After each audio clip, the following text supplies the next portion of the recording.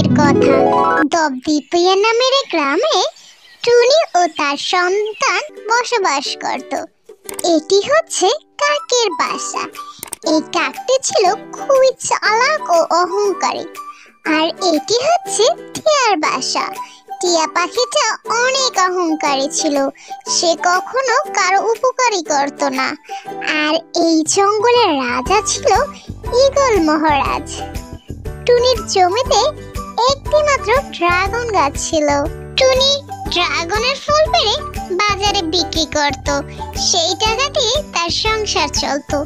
এদিকে কাকের ছিল বিশাল ড্রাগনের বাগান। সেই বাগানে অনেক অনেক ড্রাগন ফল হতো, কিন্তু কাককে একটি ড্রাগন ফলও বিনামূল্যে দিত না। সে বড় একটি গাড়িতে করে বাজারে বিক্রি করত। তারপর সেই টাকাগুলো জমিয়ে রাখত। ওইদিকে টিয়া পাখিরও ড্রাগনের বড় বাগান ছিল। তার বাগানেও অনেক অনেক ড্রাগন ফল হতো। কাকের মতো এই টিয়া পাখি অনেক অহংকারী ছিল।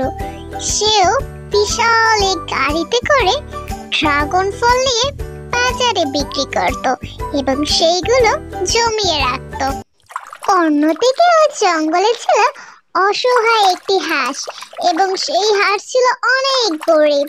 পুকুরে মাছ নেই, ঘরে কোনো দানাও নেই, কাল থেকে কিছুই খাইনি। কি খেয়ে যে বাঁচবো আমি? পাশেই তো কাকের বাসা, যাই তার বাসায় গিয়ে আমি ড্রাগন ফল চাই। এই কথা বলি হাঁস কাকের বাসায় যায় এবং কাকের বাসায় গিয়ে ড্রাগন ফল চায়। কিন্তু কাক কোনো ফলই হাঁসকে দেয় না, উল্টো হাঁসকে প্রচন্ড অপমান করে। হাঁস মন খারাপ করে টিয়া পাখির বাসায় যায়।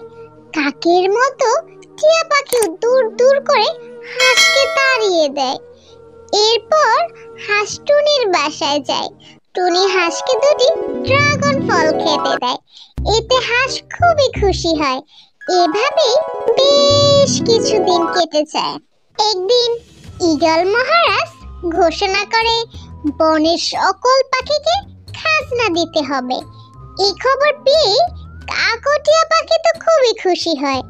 কাক মনে মনে ভাবতে লাগলো, এই তো সুযোগ, রাজাকে বেশি বেশি খাজনা দিয়ে আমি খুশি করব, তাহলে রাজা খুশি হয়ে আমাকে পুরস্কার দেবে।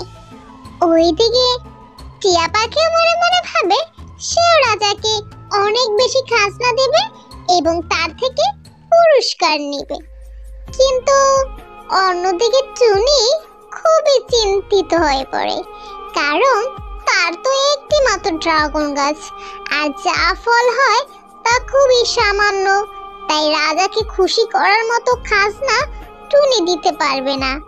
খাজনা দেওয়ার দিন আসলেই কাক অনেক ফল এবং স্বর্ণ মুদ্রা এক বিশাল গাড়িতে করে নিয়ে যায়। বনের মধ্যে গিয়ে যেতে এক সাধু বাবার সাথে কাকের দেখা হয়। সাধু বাবা কাককে দেখে বলে, আমি খুবই ক্ষুধার্ত, আমাকে একটু ড্রাগন ফল খেতে দাও। কাক সাধু বাবাকে কোনো ফলই দেয় না। এমনই ওই পথ দিয়ে টিয়া পাখির কাছেও সাধু বাবা ড্রাগন ফল খেতে চায়, কিন্তু টিয়া পাখিও কাকের মতো কোনো ফলই দেয় না। এরপর ওই পথ থেকে টুনি যেতে লাগছিল। টুনির সাথেও সাধু বাবার দেখা হয় এবং সাধু বাবা টুনির কাছে ফল চায়। এরপর টুনি সাধু বাবাকে একটি ফল দেয়। এরপর সাধু বাবা টুনির উপর খুবই খুশি হয়ে যায় এবং একটি জাদুর চারা গাছ দেয়। এরপর টুনি রাজ দরবারে যায়। কাক সবার থেকে বেশি খাজনা দেয়, এজন্য রাজা কাকের উপর খুবই খুশি হয়। কিন্তু টুনি খুবই সামান্য খাজনা দেয়, যাতে ঈগল রাজা খুবই রেগে যায় এবং বলে পরের বছর যদি বেশি খাজনা না দিতে পারে তাহলে টুনিকে বন থেকে তাড়িয়ে দেবে।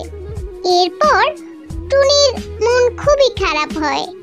এরপর টুনি তার বাসায় ফিরে আসে।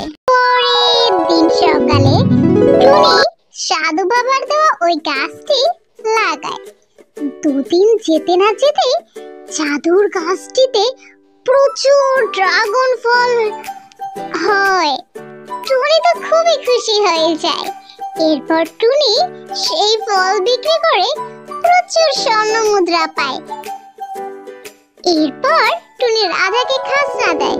এরপর রাজা টুনির উপর অনেক খুশি হয়ে টুনিকে তার মন্ত্রী বানিয়ে দেয়। মিষ্টি বন্ধুরা, তোমাদের যদি আমাদের গল্পটি ভালো লাগে তাহলে অবশ্যই চ্যানেলটি সাবস্ক্রাইব এবং লাইক করে আমাদের পাশেই থাকো। ধন্যবাদ।